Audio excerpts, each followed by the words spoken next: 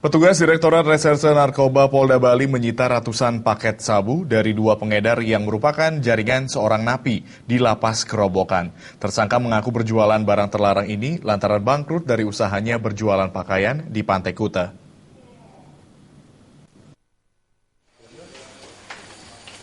Tersangka Nyoman Yasi digiring aparat kepolisian atas kepemilikan 217 paket sabu-sabu seberat 114,16 gram.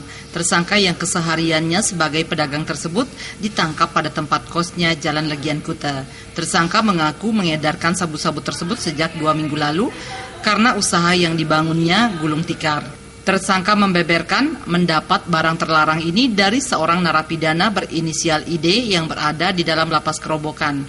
Diduga sabu-sabu ini didatangkan dari Jakarta lewat jalan darat. Barang ini akan mau diedarkan dengan paket 500.000 satu paket. Ya, berkat informasi dari masyarakat kita dapat, dan ini adalah jalur LP. Tetap jalur LP dari LP baru ke SK ini. MO-nya dan modus operandinya.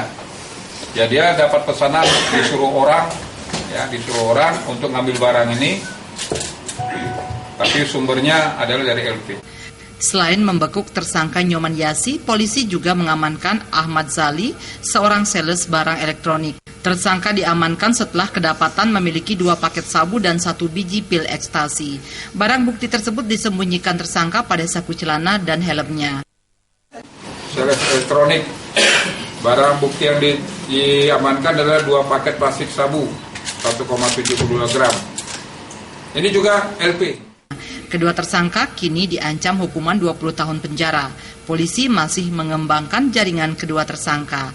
Raiswantara, Bali TV.